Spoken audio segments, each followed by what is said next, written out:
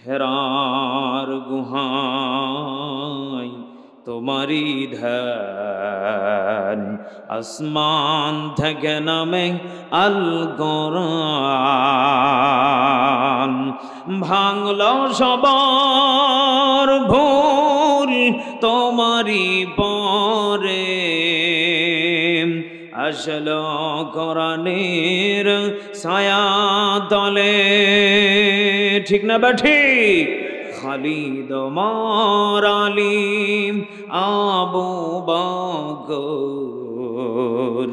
ইসলামী ঝান্ডা নীল যে তুলে, আল আমিন তুমি ছিলে চিরদিনী, সকল মানুষের দরে সবাই হে রাসূল তোমাকে ভুলি আমি।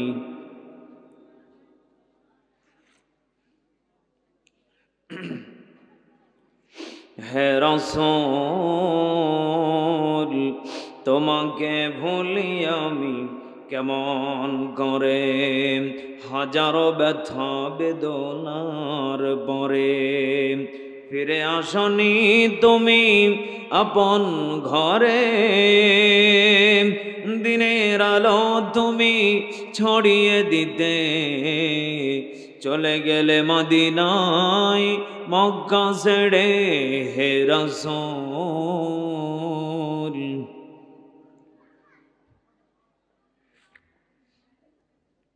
হে রাসূল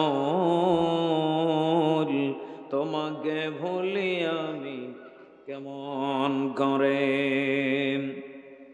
কলিজার টুকরা প্রাণ প্রিয় কাদিরপাড়া শ্রীপুর মাগুরাবাসী, আপনারা সকলে কেমন আছেন?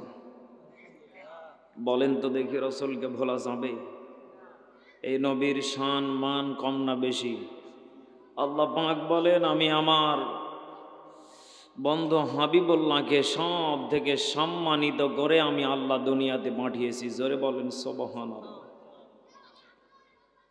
আল্লাহ পাক বলেন, এই নবীর যারা উম্মত হতে পেরেছে তারা দামি হয়ে গিয়েছে, কিন্তু এই নবীর উম্মত দাবি করার পরে নবীর যে কাজ যে কর্ম যেগুলি নবীর বিধিবিধান এগুলি যদি কোনো উম্মত হিসাবে কেউ যদি মেনে নিতে পারে, আল্লাহ পাক বলেন ও নবী বলে দাবি করতে দেরি, ওকে আল্লাহ পাক ওর নবীর সাথে জান্নাতে যেতে দেরি করাবে না। জোরে বলেন সুবহানাল্লাহ।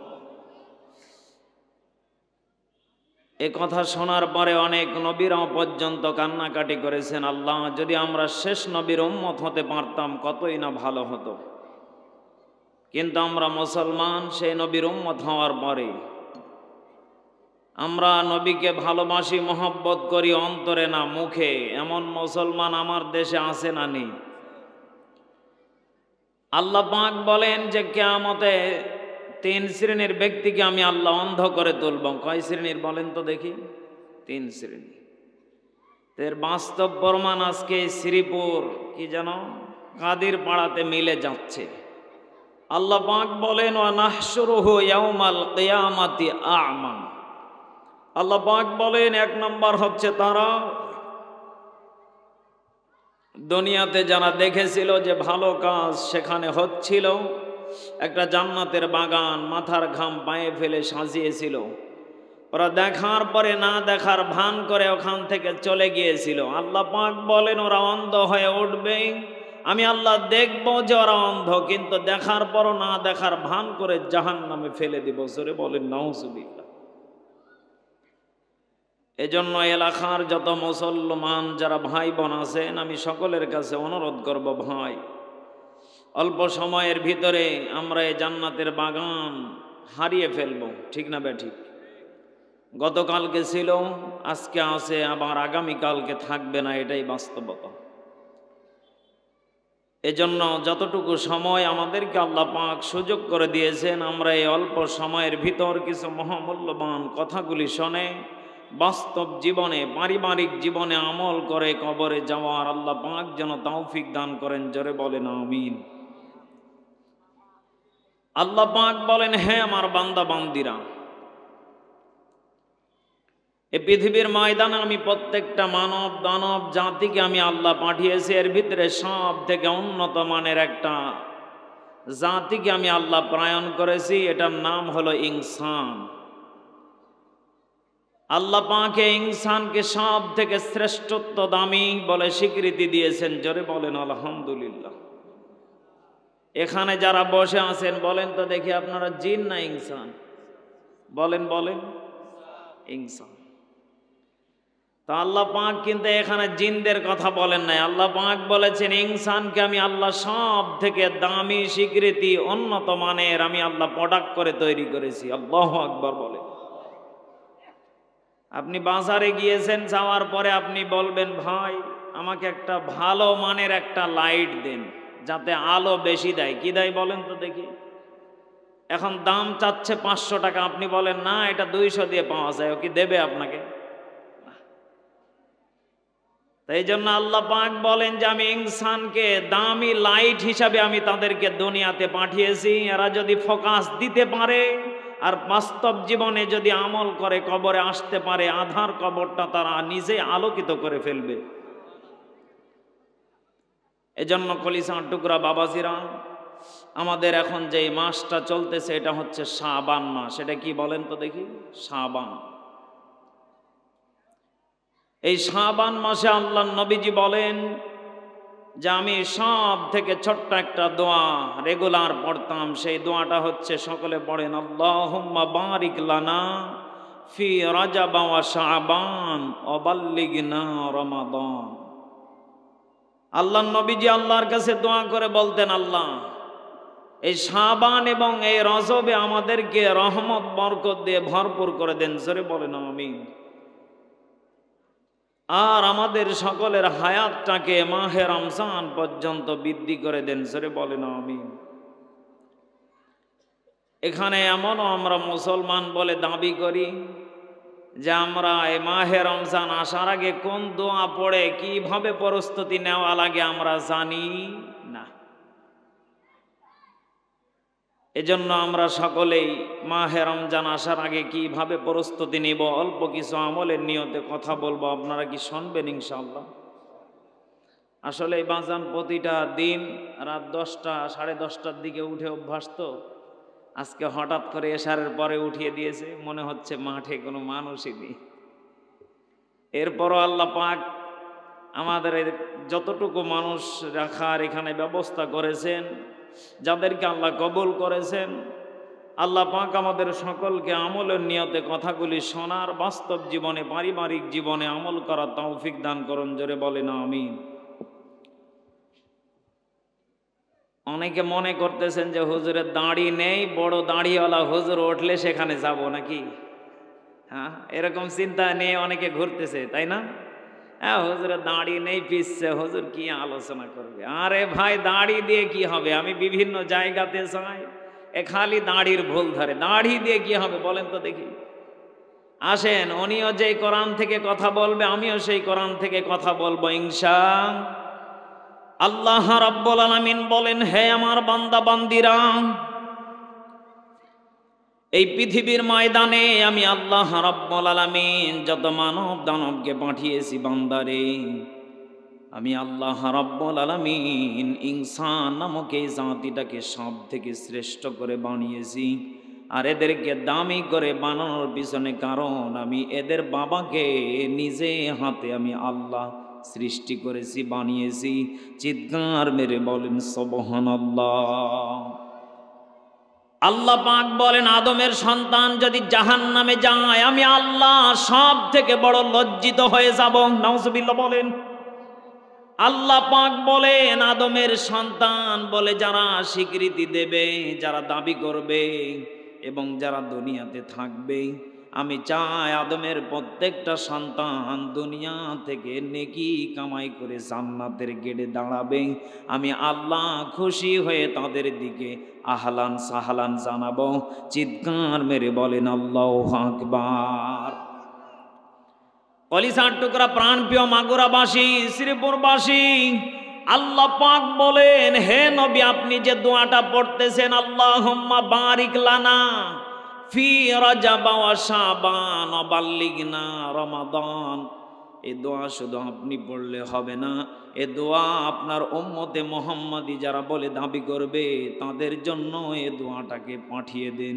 সুবহানাল্লাহ পড়েন। এখানে যারা বসে আছেন বলেন তো দেখি, দোয়া কি শুধু নবীদের জন্য না উম্মতের জন্য?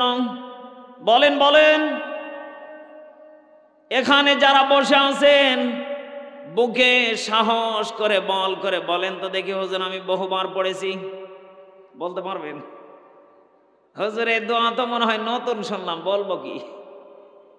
আল্লাহর নবীজি বলেন, খলিফাতুল মুসলিমিন হযরতে ওমর, যদি কোনো ব্যক্তি মাহে রমজান আসার আগে এই দোয়াটা যদি বারবার করে পড়তে থাকে, ওই ব্যক্তিকে আল্লাহ পাক রব্বুল আলামিন মাহে রমজান পর্যন্ত ওকে অথই নিয়ামত ভরপুর দিয়ে দেবে এবং তার হায়াতটাকে আল্লাহ মাহে রমজান পর্যন্ত বাড়িয়ে দেবে। চিৎকার মেরে বলেন সুবহানাল্লাহ। আল্লাহর নবীজি বেশি বেশি করে এই দোয়াটা এই মাসে পড়তেন। খলিফাতুল মুসলিমিন হযরতে ওমর বললেন, তাহলে আপনার উম্মতে মুহাম্মাদীদের জন্য কি এই দোয়া? কয় হ্যাঁ, তারাও এই দোয়া পড়বে, তারাও এই রহমত বরকতটা তারা যেন নিয়ে নিতে পারে। বলেন তো দেখি, এই রহমতটা আমাদের জন্য জরুরি দরকার আছে না নেই? আল্লাহ রাব্বুল আলামিন বলেন, হে আমার বান্দা বান্দিরা, যখন কোন বান্দা মাহে রমজানকে পাওয়ার আগে বান্দা খুশিতে আত্মহারা হয়ে যায়, আল্লাহ আমাদেরকে এত বড় একটা দিনগুলো উপহার দেবেন, এত বড় পাওয়ার আমাদেরকে আল্লাহ দেবেন। যেই মাহে রমজান আসার আগে যদি কোনো বান্দা এই দোয়াগুলি পড়তে থাকে, আল্লাহ পাক বলেন ওর নিয়ত যদি ঠিক থাকে, ওর তামাম জিন্দেগির গুনাহগুলি আল্লাহ মাফ করে দেবে। কিন্তু মাহে রমজান আসার আগে আপনাকে আমাকে অল্প কিছু আমল করে বাস্তব জীবনে, পারিবারিক জীবনে আপনাকে আমাকে করা লাগবে।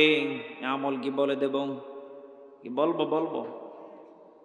আল্লাহ রাব্বুল আলামিন বলেন, হে আমার বান্দা বান্দিরা, তোমাদেরকে অল্প কিছু আমল করা লাগবে। আল্লাহ পাক বলেন, التائبون العابدون الحامدون السائحون الراكعون الساجدون بالمعروف والناهون عن المنكر والحافظون لحدود الله।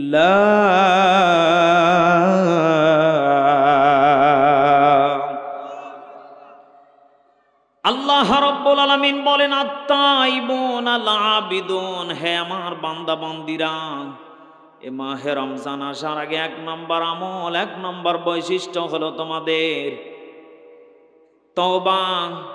যেটা তোমরা পছন্দ করো, এটাকে একবারে তওবা করে তোমাদের অতীতের গুনাহগুলিকে ভুলে তওবা করে সামনের দিকে তোমাদেরকে ভালোভাবে ইমানদারের মতো পাকাপোক্ত হয়ে যাওয়া লাগবে।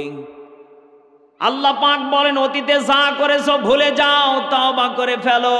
কেমন তওবা বান্দারে? এমন তওবা করবে আমি আল্লাহ জানিয়ে দিলাম, ইন্নী লাগাফফারুল লিমান তাবা ওয়া আমানা ওয়া আমিলা সালিহান সুম্মা তাদা। জোরে বলেন আল্লাহু আকবার।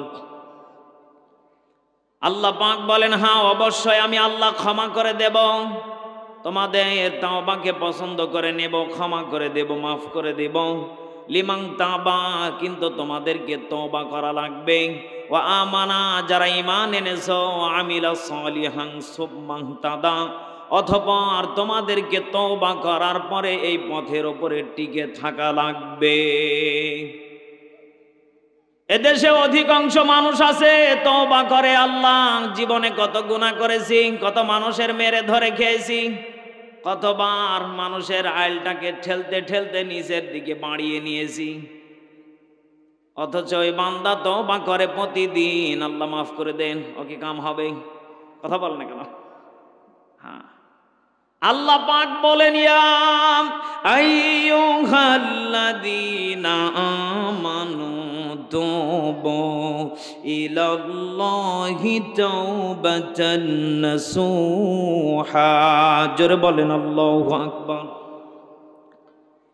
আল্লাহ পাক বলেন, যারা ঈমানদার তারা শুনে রেখে দাও, তুবু তওবা করে ফেলো ইলাল্লাহি, আমি আল্লাহর কাছে। কার কাছে? আরো জোরে বলেন, আমি আল্লাহর কাছে তওবা করো, তাওবাতান নাসুহা। বান্দা এমন তওবা তোমরা করবে যে তওবার পরবর্তীতে ভুল করে ওই কাজ করবে না। কিন্তু অধিকাংশ মানুষ আমরা তওবা করি, তওবা করার পরে হঠাৎ করে আমরা চেঞ্জ হয়ে যাই, আল্লাহ যা করেছি মাফ করে দেন, ও কি কাম বাঁধবে বলেন তো দেখি? এ কথা বলে না কেন? হবে না। এজন্য মাহে রমজান আসার আগ মুহূর্তে আপনাকে আমাকে টার্গেট নেওয়া লাগবে। আল্লাহ যা করেছি জীবনে, যত মিথ্যা বলেছি, যত মানুষকে ধোঁকা দিয়েছি, যত মানুষকে মেরে ধরে খেয়েছি, আল্লাহ মাফ করে দেন। আল্লাহ পাক বলেন, সুম্মা তাদা, যদি বান্দা তুমি তওবা করে টিকে থাকতে পারো, আমি আল্লাহ তোমার তওবাকে পছন্দ করে তোমার তামাম জিন্দেগির গুনাহগুলি মাফ করে দেব। চিৎকার মেরে বলেন আল্লাহু আকবার। কলিজার টুকরা প্রাণপ্রিয় বাবাজিরা, বলেন তো দেখি, এখানে যারা বসে আছেন মনে হয় আপনাদের জীবনে কারো গুনাহ নেই? আছে? আছে? নেই? নেই? হ্যাঁ, গত কয়েকদিন আগে আমি টাঙ্গাইলে মাহফিলে গিয়েছি। এক টাকলা শয়তান বলে আমার কোনো গুনাহ নেই। জোরে কোন সুবহানাল্লাহ। হ্যাঁ, নাউজুবিল্লাহ বলবেন না? আল্লাহর নবীজি বলেন যে আমার গুনাহ আছে না নেই সেটা তো আমার উম্মতেরা জানে, সাহাবায়ে কেরাম জানে। এরপরও সাহাবায়ে কেরাম বলেন, নবীজি কাঁদতে কাঁদতে চোখকে অন্ধ করে ফেলেছে। আল্লাহু আকবার বলেন। আর দেশে কত শয়তান আছে যারা বুকে হাত দিয়ে বলে আমার কোনো গুনাহ নেই। ও টাটকা আবু জেহেল। কথা বল না কেন? আল্লাহ পাক বলেন, হে আমার বান্দা বান্দিরা, তোমরা যারা গুনাহ করতে ভালোবাসো, তোমরা এটা মনে রেখে দিবা, আমি আল্লাহ তোমাদেরকে মাফ করতে ভালোবাসি। বলেন তো দেখি, বান্দা যত পরিমাণ গুনাহ করুক না কেন, আল্লাহর রহমত, বরকত, ভালোবাসা ওই বান্দার প্রতি আছে না নেই? আল্লাহর নবীজি বলেন, আমার জীবনে কোনো গুনাহ ছিল কি ছিল না সেটা সাহাবায়ে কেরামেরাই জানে। বলেন তো দেখি, রসুলের জীবনে কি কোনো গুনাহ ছিল? যে নবীর কোনো গুনাহ নেই, যেই নবীর কোনো তুলনা হয় না, সেই নবী কত সুন্দর করে নামাজের পরে আল্লাহর কাছে দোয়া করে বলতেন, আল্লাহ জীবনে যা করেছে আল্লাহ মাফ করে দেন, আর ইহদিনাস সিরাতাল মুস্তাকিমের পথে আমাদেরকে টিকে থাকার তৌফিক দিয়ে দেন। চিৎকার মেরে বলেন আল্লাহু আকবার। খলিফাতুল মুসলিমিন হযরতে ওমর একদিন গভীর রজনীতে রাস্তা দিয়ে হেঁটে যাচ্ছিলেন। কয়েকজন সাহাবায়ে কেরামদেরকে জিজ্ঞাসা করে বললেন, সাহাবায়ে কেরাম বলো তো দেখি, কোরআনুল কারীমের ভিতরে সব থেকে আশ্চর্যমূলক আয়াত কোনটা? সাহাবায়ে কেরাম চোখের পানিগুলি ফেলে ডুকরে ডুকরে ফোঁপায়া ফোঁপায়া কান্না করতেছিলেন। ইয়া খলিফাতুল মুসলিমিন হযরতে ওমর, আল্লাহ পাক কোরআনুল কারীমের ভিতরে যে আয়াতগুলি নাজিল করেছেন, এ দুইটা আয়াতের ভিতরে আমরা যেটা পেয়েছি সব থেকে বড় ভয়ঙ্কর আয়াত আল্লাহ নাজিল করে রেখেছেন। সকলে জবান খুলে পড়েন, ফামান ইয়ামাল মিসকাল যাররাতিন খায়রান ইয়ারা ওয়া মান ইয়ামাল মিসকাল যাররাতিন শাররান ইয়ারা। জোরে বলেন আল্লাহু আকবার।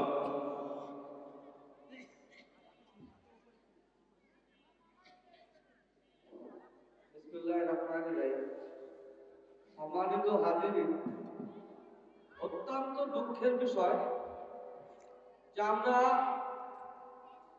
দীর্ঘদিন আলোচনার সাপেক্ষে আমরা যে মাহফিলটা দিলাম, লা ইলাহা ইল্লাল্লাহু মুহাম্মাদুর রাসূলুল্লাহ। সকলে পড়ি সাল্লাল্লাহু।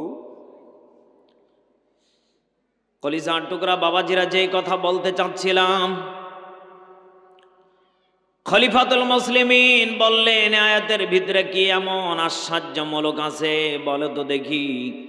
সাহাবায়ে কেরাম জবান খুলে বললেন, খলিফাতুল মুসলিমিন, যদি কোনো বান্দা বান্দি যদি এক জাররা পরিমাণ যদি নেকি করে থাকে, কিয়ামতের মাঠে আল্লাহ তাকে এক জাররা পরিমাণ তার আমলনামা লিখে দিবে। চিৎকার মেরে বলেন সুবহানাল্লাহ। খলিফাতুল মুসলিমিন বললেন, এত সুসংবাদ, ভালো সংবাদ, যদি কেউ নেকি এক জাররা পরিমাণ যদি করে থাকে পেয়ে যাবে। সাহাবায়ে কেরাম বললেন, খলিফাতুল মুসলিমিন, সব ঠিক আছে, এক জাররা পরিমাণ যদি কেউ গুনাহ করে থাকে আল্লাহ তাকে সেটা দিয়ে দেবে। নাউজুবিল্লাহ বলেন। এক জাররা পরিমাণ যদি কোনো বান্দা তার জীবনে চলতে উঠতে বসতে যদি গুনাহ করে থাকে, বলেন তো দেখি, কবিরা সগীরা শিরক এগুলি বাদ দিয়ে দিলাম, যদি কোনো বান্দার ছোট ছোট গুনাহগুলি যদি আল্লাহ জাররা জাররা পরিমাণগুলি যদি দেখিয়ে বলে, বান্দা আজকে তুই বড় আমার কাছে যেই কাঠগড়াতে দাঁড়িয়েছিস, আমি লজ্জায় তোকে বলতে পারি না তুই জাহান্নামী। চিৎকার মেরে বলেন নাউজুবিল্লাহ। একটু ভেবে দেখেন মুসলমান, দুনিয়ার রং তামাশায় পড়ে, কত দুনিয়ার মায়ায় পড়ে গিয়ে আমরা আল্লাহকে ভুলে গিয়েছি, দুনিয়ার মায়ায় পড়ে গিয়ে মা বাবার খেদমতকে ভুলে গিয়েছি, দুনিয়ার মায়ায় পড়ে নিজের ফ্যামিলিগতভাবে আমরা নিজেরাই দুর্বল হয়ে গিয়েছি। এর এক নম্বর কারণ হলো আপনার আমার ভিতরে আল্লাহর ভয় নামক নিয়ামতটা উঠে গেছে। কত মানুষ এলাকাতে মারা যায়, অন্তত পক্ষে একটা দিনের জন্য কত মানুষকে দেখা যায় বিড়ি ছেড়ে দিয়েছে, নামাজি, পরের দিন থেকে টুকটাক, তারপরের দিন ঢুকঢাক। কথা বল না কেন? অথচ এই মানুষটা জানে যে আমি মরে যাব, আমার কবরে কেউ যাবে না, আমি একা শুয়ে থাকবো, আমার বিবি যাবে না, আমার ছেলে যাবে না, আমার মেয়ে যাবে না, আমার মা বাবা পরিবার পরিজন কেউ যাবে না, আধার কবরে আমি একা একা জীবনটাকে পার করে দেব। আমার কবরে আমাকে যদি একাই যেতে হয়, আধার কবরের মাল সামানা নিজেকে তৈরি করা দরকার আছে না নেই? পৃথিবীতে কেউ স্থায়ী হয় না, হক না সে ফেরাউন কি বানামরদ, ধরাতে চিরকাল রয় না, ভবেতে চিরকাল রয় না। চলে যাই সব ছেড়ে যেতে হয়, মৃত্যু মানে না কোনো পরিচয়। ঠিক না বা ঠিক? চলে যাই সব ছেড়ে যেতে হয়, মৃত্যু মানে না কোনো পরিচয়। সব রাজা মহারাজা আর মহাবীর, সব রাজা মহারাজা আর মহাবীর, মৃত্যু কাউকে ছাড় দেয় না। পৃথিবীতে কেউ স্থায়ী হয় না, হক না সে ফেরাউন কি বানামরদ, ভবেতে চিরকাল রয় না, ধরাতে চিরকাল রয় না। চিল্লা বলেন ঠিক না ব্যাঠি? যদি আপনি একটু অতীতের দিকে লক্ষ্য করে দেখেন, আপনার বাবা, আপনার দাদা, আপনার দাদি, আপনার নানা, আপনার নানি, কত মানুষকে আপনি নিজে হাতে গহীন কবরে দাফন করে দিয়েছেন। বলেন তো দেখি, মানুষগুলি কিয়ামত পর্যন্ত কি আর ফিরে আসবে? ও জানে আরে মানুষগুলি ফিরে আসবে না, অথচ ওর দিলে একটা মাত্র ভয় নেই, আমি করলামটা কি, করছি কি, আর করব কি, আর নিয়ে যাব কি? কথা বল না কেন? এখানে যারা বসে আছেন, ক্লাসের মতো করে আমি কথাগুলি আপনাদেরকে পয়েন্টে পয়েন্টে করে বোঝাতে চাচ্ছি।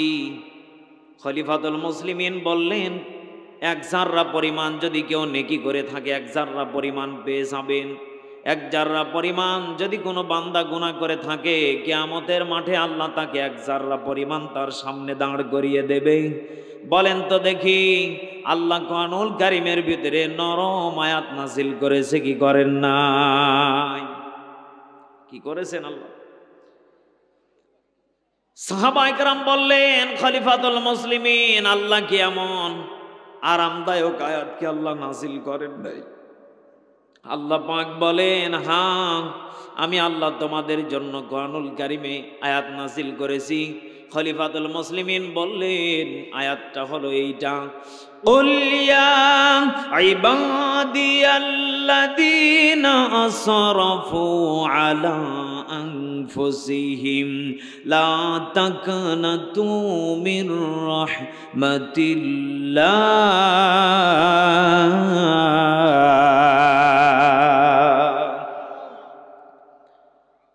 খলিফাতুল মুসলিমিন বললেন, সাহাবায়ে কেরাম, ভেঙে পড়ার কোনো কারণ নেই, টেনশনের কোনো কারণ নেই, চিন্তার কোনো কারণ নেই। কারণ যে আল্লাহ রহমান বলে দাবি করতে পারে, যে আল্লাহ রহিম বলে দাবি করতে পারে, ওই আল্লাহ বান্দার জন্য সুসংবাদ আয়াত রেখে দিয়েছেন।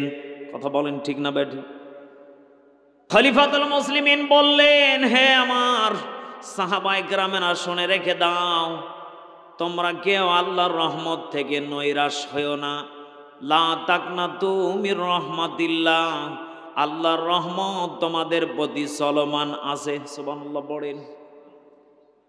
বান্দা যদি আল্লাহকে ভুলেও যায়, আল্লাহর কাছ থেকে যদি বান্দা দূরে সরে যায়, আল্লাহ পাক বলেন, বান্দা তোকে দয়া করে, মায়া করে, ভালোবেসে, মহব্বত করে আমি আল্লাহ তোকে সৃষ্টি করেছি। বান্দা তুমি আমাকে ভুলে যেতে পারো, কিন্তু আমি আল্লাহ তোমাকে ভুলতে পারি না। চিৎকার মেরে বলেন আল্লাহু আকবার। তুমি রহমান,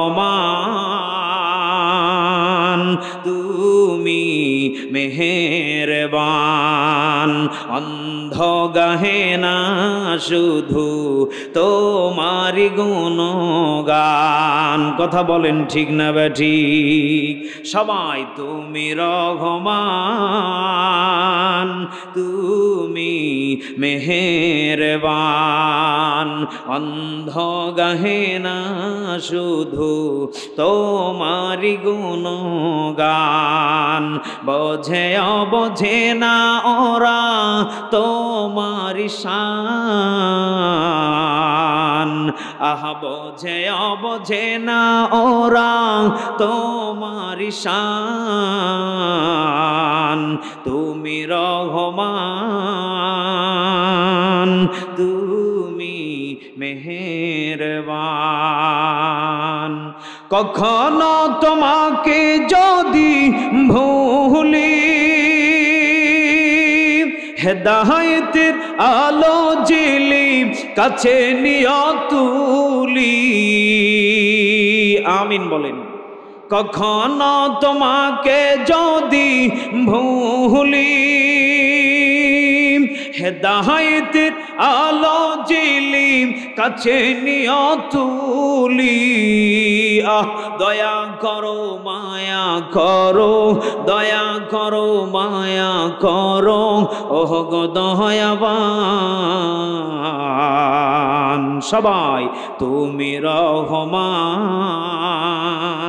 তুমি মেহেরবান, অন্ধ গাহে না শুধু তোমারি গুণগান। চিল্লা বলেন ঠিক না বেঠি? এ গজল থেকে আমি যেটা শিক্ষা পেয়েছি, এ গজল থেকে আমি যে তথ্যগুলা বের করেছি, বলেন তো দেখি, রহমান দয়ালু রহিম কে? আপনাদের কি জবানে কি তালা মেরে আসছেন নাকি? একটু জোরে বলেন কে? আরে ভাই আরো জোরে বলেন কে? আল্লাহ পাক বলেন, আমি রহমান, আমি রহিম, আমি রিজিক দাতা। বান্দা তুমি বিপদে পড়বে, আমাকে ডাকবে, আমি সেখানেও হাজির। সুবহানাল্লাহ পড়েন। আল্লাহ পাক বলেন যে অবস্থায় থাকো না কেন, বান্দা জবান থেকে যদি আমাকে একবার ডাকতে পারো আমি সেখানে হাজির। অথচ আমরা মুসলমান দেখেন দেখার পর না দেখার ভান করে ঘুরে বেড়াচ্ছি। কথা বল না কেন? এজন্য আমি প্রথমেই বলেছিলাম অন্ধ যারা, দেখার পরে মনে হয় যাদের চোখ নেই তারা অন্ধ নাকি? হ্যাঁ, যারা দেখতেছে, এখানে মেসবাহ হুজুর এসেছে, মোস্তাফিজুর রহমান উনিও এসেছে, বড় বড় মুফাসসিরিন ইকরাম এসেছে, কোরআনের কথাগুলি বলবে, তারা চলে যাবে, আমরা এখানে গেলে কিছু নিতে পারবো। ও সব কিছু বোঝে, কিন্তু বোঝার পরে ও যাবে না। আল্লাহ পাক বলেন ওটা হলো টাটকা অন্ধ। কথা বল না কেন? হ্যাঁ, এজন্য আমরা এখানে যারা বসে আছি, বলেন তো দেখি আমাদের একমাত্র ভয় থাকা লাগবে কার? আরো জোরে জবান খুলে বলেন কার? আল্লাহ পাক বলেন যখন কোন বান্দা আমার প্রতি আমানত তাকওয়াল্লাহ যখন বিশ্বাস করে ফেলে, আমি রব আছি, আমি রব, তাদেরকে খাওয়াই, তাদেরকে পড়াই, তাদেরকে সুস্থ রাখি, অসুস্থ রাখি, বিপদে ফেলি, বিপদ থেকে উদ্ধার করি। যখন কোনো বান্দায় আমলগুলি করতে থাকে, আমি আল্লাহ রাব্বুল আলামিন ওই বান্দাকে ঈমানদার বলে স্বীকৃতি দিয়ে দেই। এজন্য কলিজার টুকরা মাগুরাবাসী, শ্রীপুরবাসী, বলেন তো দেখি তাহলে আমরা যে আল্লাহ আমাদেরকে রহমত বরকত দিয়েছেন দুনিয়াতে, এ রহমত থেকে আমাদেরকে বঞ্চিত হওয়া যাবে? বলেন বলেন। আল্লাহ পাক বলেন লা তাহজান, চিন্তার কারণ নেই, টেনশনের কারণ নেই, ইন্নাল্লাহা মা'ানা, নিশ্চয় আমাদের সাথে আছেন যিনি, তিনি কে? এ কি বিশ্বাস করেন আপনারা? বলেন বলেন, করেন? আর যারা বাহিরে ঘুরতেছে ওরা বিশ্বাস করে তবারককে, কারণ রাত 12টা বাজলে খেতে পাবো। কথা বল না কেন? এ কায়দার যারা আছেন ভালো হয়ে যান। আল্লাহ পাক বলেন বান্দা তোমাদের দিলের প্রত্যেকটা কথা আমি জানি, বুঝি, কিন্তু আমি আল্লাহ চুপ থাকি। আল্লাহু আকবার বলেন। আল্লাহ কাফের কেউ খাওয়াচ্ছেন, বেঈমান কেউ খাওয়াচ্ছেন, ইহুদিকে খাওয়াচ্ছেন। আরে ভাই তবারক দিয়ে কি হবে? ঘরে তো অগণিত খাবার দিয়েছেন আল্লাহ। কথা বল না কেন? আমাদের আজকে মূল্যবান তবারক হচ্ছে এইটা। কোরআন আমাদেরকে কি বলে আর কি করব, বাস্তব জীবনে কি নিয়ে কবরে যাব। কথা বলেন। কারণ অন্ধকার কবরটাকে আল্লাহ পাক বলেন, আল্লাহ পাক বলেন যে অন্ধকার কবরটাকে আমি আল্লাহ রাব্বুল আলামিন এমনি এমনি তোমাদেরকে পার করে দেব না। এই অন্ধকার কবর থেকে যদি তোমরা মুক্তি পেতে চাও, 1 নম্বর টার্গেট তোমাদেরকে আমল নিয়ে আসা লাগবে। কি নিয়ে আসা লাগবে? আর জোরে বলেন কি? আল্লাহ রাব্বুল আলামিন বলেন হে আমার বান্দা বান্দিরা, এই আমলটা তোমরা যদি করতে চাও বান্দারে, তোমাদেরকে ফলো করা লাগবে।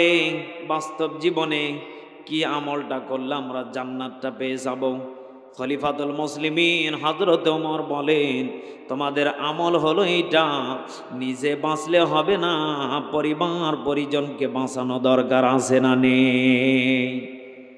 এলাকাতে যত মানুষ আছেন একটা একটা করে প্রত্যেকটা পরিবার থেকে যদি আসতেন অন্তত পক্ষে 500 মানুষ হতো। কথা বল না কেন? আল্লাহ পাক বলেন পৃথিবীর ময়দানে একজন সাহাবীর ঘটনা দিয়ে আপনাদেরকে ছোট্ট আকারে কিছু আমি জ্ঞান দিতে চাই, যেটা আপনার জীবনে, বাস্তব জীবনে যেটা আপনার কাজে লাগতে পারে। ও কি বলবো? কি বলবো? বলবো।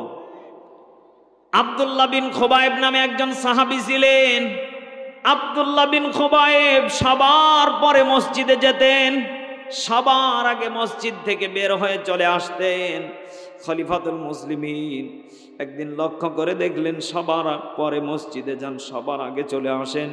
ইয়া রাসূলুল্লাহ, ইয়া হাবিবাল্লাহ, আপনার একজন সাহাবী সবার পরে মসজিদে আসে, সবার আগে চলে যায়, এত ভালো লক্ষণ না।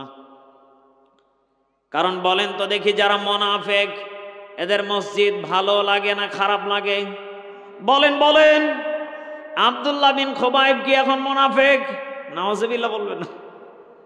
আব্দুল্লাহ বিন খুবাইবের এই কথা যখন খলিফাতুল মুসলিমিন যখন নবীজির কাছে বললেন, আল্লাহর নবীজি বললেন, খলিফাতুল মুসলিমিন এত বড় কথা আব্দুল্লাহ বিন খুবাইবকে বলা যাবে না। চিৎকার মেরে বলেন আল্লাহু আকবার। আব্দুল্লাহ বিন খুবাইবকে আল্লাহর নবীজি একদিন নয়, 2 দিন নয়, তিন দিন নবীজি ফলো করলেন। ফলো করার পরে হঠাৎ করে নবীজিও দেখলেন আব্দুল্লাহ বিন খুবাইব একে সবার পরে আসে, সবার আগে মসজিদ থেকে বের হয়ে চলে যায়। আব্দুল্লাহ বিন খুবাইবের এমন দৃশ্য দেখে নবীজি তার বাড়িতে চলে গেলেন। বাড়িতে যাওয়ার পরে নবীজি একবার নয়, 2 বার নয়, 3বার সালাম জানিয়েছিলেন। কয়বার? আরো জোরে কয়বার? 3 বার নবীজি সালাম জানিয়েছিলেন। আল্লাহর নবীজি 3 বার সালাম জানানোর পরে কোনো জবাব নেই। আল্লাহর নবীজি খলিফাতুল মুসলিমিন ওমরকে বললেন, কি ব্যাপার, কোনো জবাব নেই? আব্দুল্লাহ বিন খুবাইব 3 বার সালামের পরে দরজাটা খুললেন। খোলার পরে নবীজির সালামের জবাব নিয়ে নবীজির কাছে হাওমাও করে কান্না করে বললেন, ইয়া রাসূলুল্লাহ, ইয়া হাবিবাল্লাহ, আপনি যখন প্রথমবার যখন সালাম দিয়েছিলেন তখন আমার বিবি ছিলেন নামাজে, দ্বিতীয়বার যখন সালাম দিয়েছিলেন তখন আমার বিবি ছিলেন নামাজে, তৃতীয়বার যখন সালাম দিয়েছিলেন তখন আমার বিবি ছিল নামাজে। ইয়া রাসূলুল্লাহ, মাফ করবেন, আমি এই কারণে আপনার সালামের জবাব নিয়ে দরজা খুলতে পারি নাই। চিৎকার মেরে বলেন আল্লাহু আকবার। দাও খোদা দাও আমায় আবার ওমর দারাজ দিল, দাও আলীর মতো বীর সেনানি, আলীর মতো বীর সেনানি জাগাতে নিখিল, দাও খোদা দাও আমায় আবার ওমর দারাজ দিল। জোরে বলা যাবে কি মারহাবা? হামজাকে দাও ঘরে ঘরে জীবন দিতে অকাতরে, ঠিক না বা ঠিক? আবার কাবা ভাঙতে এলে, আবার কাবা ভাঙতে এলে পাঠাও আবাবিল, দাও খোদা দাও আমায় আবার ওমর দারাজ দিল, দাও খোদা দাও আমায় আবার ওমর দারাজ দিল। জোরে বলেন আল্লাহু আকবার। কলিজার টুকরা বাবাসিরা বলেন তো দেখি, আব্দুল্লাহ বিন খুবাইব নবীজির সামনে যখন দাঁড়িয়ে গেলেন, ইয়া রাসূলুল্লাহ, ইয়া হাবিবাল্লাহ, আমার যদি কোনো ভুল ত্রুটি হয়ে থাকে আপনি নবীজি আমাকে ক্ষমা করে দিবেন, মাফ করে দিবেন। আল্লাহর নবীজি বললেন, আব্দুল্লাহ বিন খুবাইব, তুমি কি জানো তোমার দরজার সামনে কে দাঁড়িয়ে আছে? বলো তো দেখি। নবীজি যদি কারো প্রতি যদি বেজার হয়ে যায়, আল্লাহ তার প্রতি বেজার হয়ে যাবে। চিৎকার মেরে বলেন নাউজুবিল্লাহ। আব্দুল্লাহ বিন খুবাইব বললেন, ইয়া রাসূলুল্লাহ, ইয়া হাবিবাল্লাহ, সত্য কথা হলো এটা, আপনি আজ থেকে প্রায় 1 মাস আগে জুমার বয়ানে একটা কথা বলেছিলেন। এই কথাটা হলো এটা, নিজে বাঁচলে হবে না, পরিবার পরিজনকে নিয়ে বাঁচা দরকার আছে না নেই? কি আছে? আছে। এখন পরিবার নিয়ে কিভাবে বাঁচবেন? আব্দুল্লাহ বিন খুবাইব বললেন, ইয়া রাসূলুল্লাহ, ইয়া হাবিবাল্লাহ, আমার বিবিকে আমি যেদিন থেকে আয়াতের তরজমা যেদিন থেকে শুনেছি, যেদিন থেকে আমি পড়েছি, আমি সেই দিন থেকে বাস্তব জীবনে আমি শুধু নিজেই বাঁচলে হবে না, পরিবারকে নিয়ে বাঁচানোর জন্য চেষ্টায় আছি। আইয়ুহাল্লাযীনা আমানু কু আনফুসাকুম ওয়া আহলিকুম নারা। জোরে বলেন আল্লাহু আকবার। আচ্ছা বলেন তো দেখি, যারা ঈমানদার তারা কি নিজে জান্নাতে যাওয়ার জন্য শুধু রেডি থাকবে? বলেন বলেন। যারা ইমানদার তারা চেষ্টা চেতনা সাধনা করবে আমার পাশের বাড়ির লোকটা কি খেলো, কিভাবে চলতেছে, কিভাবে তার দিনকাল কাটতেছে। কারণ ওই ব্যক্তির দুনিয়ার কোনো চিন্তা নেই, পরকালের চিন্তা আছে না নেই। আব্দুল্লাহ বিন খুবাইব বললেন, ইয়া রাসূলুল্লাহ, ইয়া হাবিবাল্লাহ, আপনি একদিন জুমার মসজিদে বলেছিলেন এরপর থেকে আমার বিবিকে আমি টাইম টু টাইম নামাজ পড়াই, কিন্তু ইয়া রাসূলুল্লাহ সব থেকে দুঃখজনক কথা হলো এইটা, আমার ঘরে একটা থেকে দুইটা কোনো পোশাক নেই। আল্লাহু আকবার। একটা মাত্র আমার ঘরে পোশাক। ইয়া রাসূলুল্লাহ, ইয়া হাবিবাল্লাহ, আমি যখন এই পোশাকটা পরে যখন মসজিদে যাই তখন আমার বিবিকে আমি একটা গর্তের ভিতরে রেখে আমি মসজিদে যাই, আর যখন আমার নামাজ শেষ হয়ে যায় আমি রাসূল এক সেকেন্ডের জন্য দেরি করি না, বাড়িতে চলে আসি, আবার আমি গর্তের ভিতরে ঢুকে যাই, আমার বিবি এই পোশাক পরে নামাজে দাঁড়িয়ে থাকে।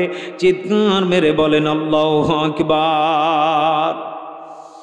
কলিজার টুকরা বাবাসিরা বলেন তো দেখি তাদের ঈমান কত পাকাপোক্ত মজবুত। আরে দেশের মুসলমানের ঈমান সেরকম। গত কয়েকদিন আগে আমি নাটোরে দাঁড়ালাম, মাহফিলে যাচ্ছিলাম কুষ্টিয়া সদরে ভাদালিয়াতে। কুষ্টিয়া সদরে আমার মাহফিল ছিল। নাটোরে গাড়িটা ব্রেক করে দাঁড়ালাম, দাঁড়ানোর পরে 1 নম্বর সারবো কয় নম্বর বলেন বলেন। হাসিয়েন না ভাই, এখানে শিক্ষা আছে, কি বলেন তো দেখি, এখানে শিক্ষা আছে। 1 নম্বর সারার জন্য সেখানে গেলাম, যাওয়ার পরে দেখি ওখানে একটা তেলের পাম্প আছে, বিশাল বড় একটা সাইনবোর্ডে প্রস্রাবখানার সামনে লেখা আছে এখানে দাঁড়িয়ে প্রস্রাব করা নিষেধ। কি বলেন তো দেখি, এখানে দাঁড়িয়ে প্রস্রাব করা কি বলেন বলেন নিষেধ। অথচ ওখানে আমি 5 থেকে 7 মিনিট দাঁড়িয়েছিলাম। সেখানে দেখলাম কত জ্ঞানী মানুষগুলি টাইট প্যান্ট পরে আছে, কোট পরে আছে, কত রকমের অঙ্গি ভঙ্গি তাদের শরীরে আছে। এই মানুষগুলি বলেন তো দেখি ওই লেখা কি দেখতে পাই না? কি পাই পাই? এই লেখা দেখার পর কত মানুষগুলিকে আমি দেখলাম নিঃসন্দেহে চোখ বন্ধ করে না, চোখ খুলে চালিয়ে যাচ্ছে দাঁড়িয়ে থেকে। কি সুবহানাল্লাহ। এই নাউজুবিল্লাহ সরে বলেন না কেন? ও মুসলমানের সন্তান, মুসলমান নিজেকে দাবি করে, অথচ ওর মা বাবাকে যে শিক্ষা দেওয়ার কথা দিতে পারে নাই। অথচ আপনি মাদ্রাসার দিকে তাকিয়ে দেখেন, ছোট্ট ছোট্ট বাচ্চাগুলি প্রস্রাব করে কোন জায়গাতে পানি নেওয়া লাগে ও জানে। কথা বল না কেন? এজন্য আল্লাহ পাক বলেন ফাআনজাইনাহু ওয়া আহলাহু ইল্লা ইমরাআতাহু কানাত মিনাল গাবিরিন। এদেশে এমনও মানুষ আছে যারা কোরআনকে বাদ দিয়ে নেতার পিছনে স্লোগান দেয়।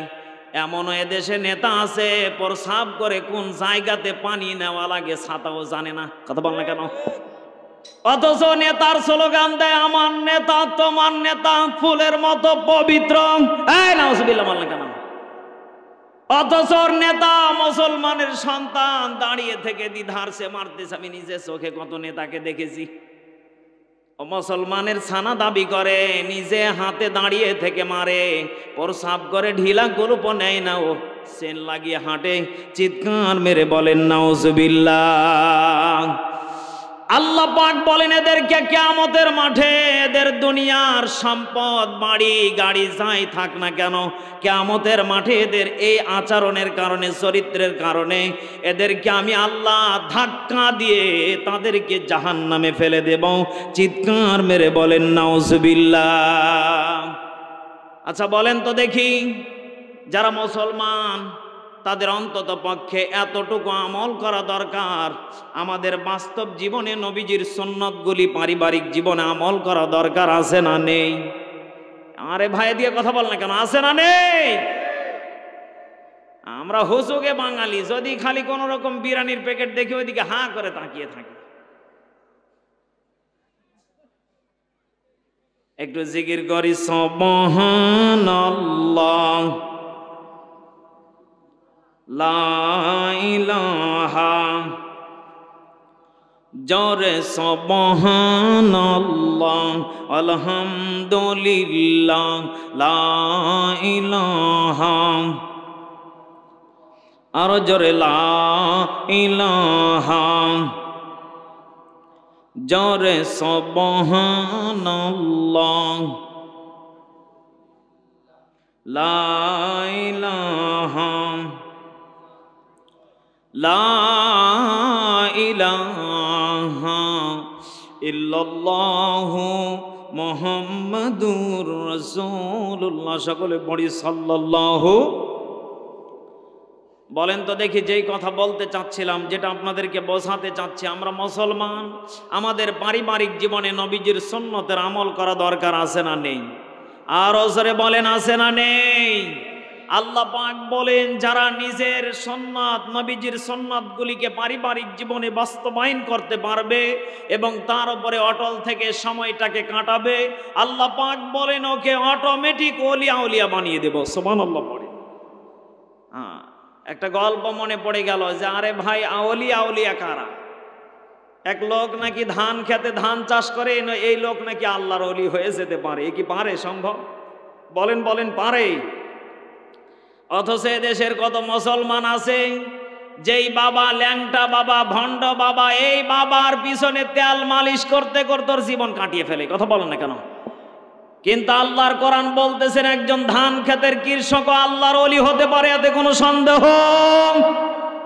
এদেশের একজন কৃষক, রিক্সা চালক ও ভ্যান চালক একজন আল্লাহর ওলি হতে পারে, এতে কোনো সন্দেহ?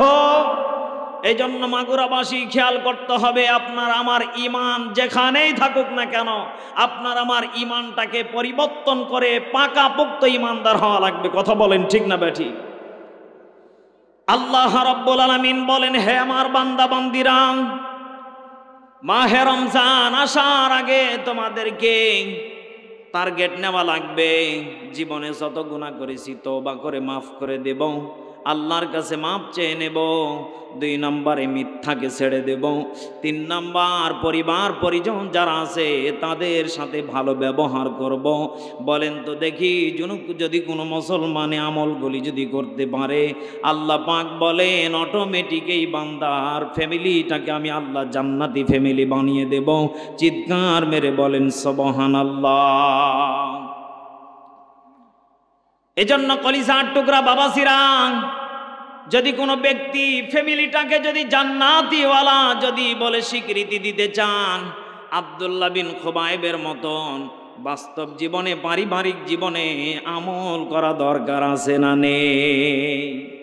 আর আমার দেশে এখন এমন অবস্থা, নিচে খেতে খেতে ভড়ি নিচে নেমে যায়, অথচ কারো খাওয়ার ভাগ্য নেই। কথা বল না কেন?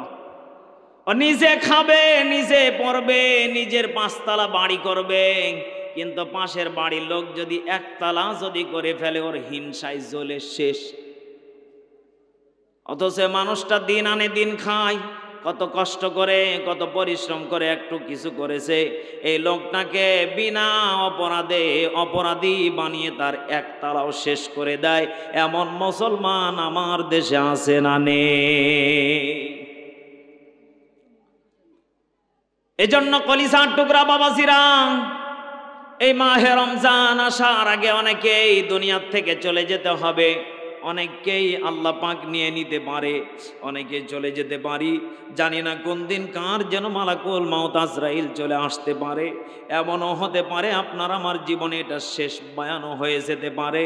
ছোট্ট আকারে একটা কথা বলে দিতে চাই, 3টা আমলের কথা বলেছি বাস্তব জীবনে, 3টা আমল করে বাস্তব জীবনটাকে কাটানো দরকার আছে না নেই? আল্লাহ নবীজি বলেন, যখন কোন আমার উম্মতে মুহাম্মাদি 1 নম্বর আমল, যখন তারা মাহে রমজান পাওয়ার পরে যখন তওবা বেশি বেশি করবে, 2 নম্বর যখন তারা মিথ্যাকে ছেড়ে দেবে, 3 নম্বর যখন পরিবারের সাথে যখন ভালো মিল মহব্বত লাগাবে, অটোমেটিক আল্লাহর রহমত বরকত তাদের মাহে রমজান পর্যন্ত চালু হয়ে যাবে। চিৎকার মেরে বলেন সুবহানাল্লাহ। আচ্ছা বলেন তো দেখি, আমরা কি সেই রহমত পেতে চাই কি চাই না? আর জোরে জবান খুলে বলেন, চাই কি চাই না? একটু তাকবীর দেন, লিল্লাহ।